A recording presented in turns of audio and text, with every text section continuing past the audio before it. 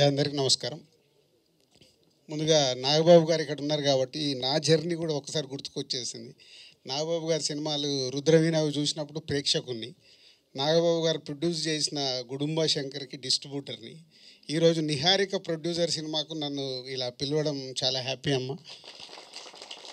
ఎక్కడో స్టార్ట్ అయిన జర్నీ నాన్నగారితో ఇలా నేను ఫిలిం ఇండస్ట్రీలోకి వచ్చిన తర్వాత ఈరోజే గేమ్ చేంజర్ సాంగ్ లాంచింగ్ ఉంది. సో ఈ కొనుదలకు నాకు ఎక్కడో అన్నీ ఈరోజు ఈవెంట్ జరుగుతున్నాయి.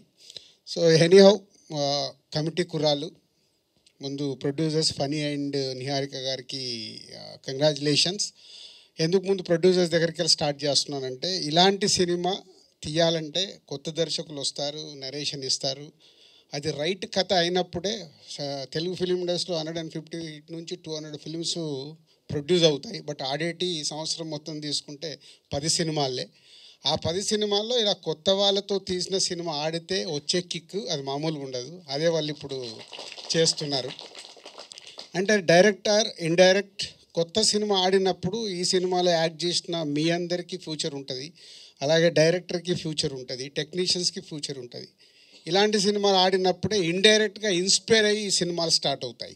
ఓహో ఇలా చెయ్యొచ్చు అని ప్రొడ్యూసర్స్ ముందుకు వస్తారు, డైరెక్టర్లు వీళ్ళందరూ ముందుకు వస్తారు. ఇలాంటి సినిమాలు ఆడినప్పుడే ఫిలిం ఇండస్ట్రీ గ్రోత్ పెరుగుతూ ఉంటుంది, అంటే కొత్త తరం వస్తూ ఉంటారు, ఇలా జరుగుతూ ఉంటుంది. దానికి వేణు ఇస్ ఎ కంగ్రాచులేషన్స్.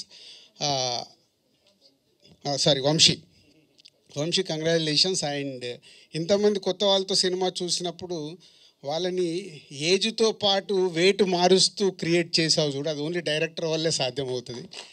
నువ్వు అనుకున్న విజువల్ తీసుకురావడానికి నీ ఆర్టిస్టులతో టెక్నీషియన్స్తో పని చేయించుకోవడం వల్లే ఈరోజు కమిటీ కుర్రాళ్ళు ఆ జెన్యున్ ఫీల్తో ప్రేక్షకుల దగ్గరికి వెళ్ళింది. మెమొరీస్ దొరికాయి ప్రతి ఒక్కరికి. మాలాంటి వాళ్ళకి వెనకకి వెళ్తే మా విలేజ్లో ఉన్నప్పుడు మెమోరీస్ దొరికాయి. Anyhow is a congratulations again and all boys and heroine and all technicians. It's a big congratulation. Thank you. Thank you so much Dil Raju గారు. Firstly thank you so much for inspiring. And ఇవాళ మేము చాలా ఈగర్గా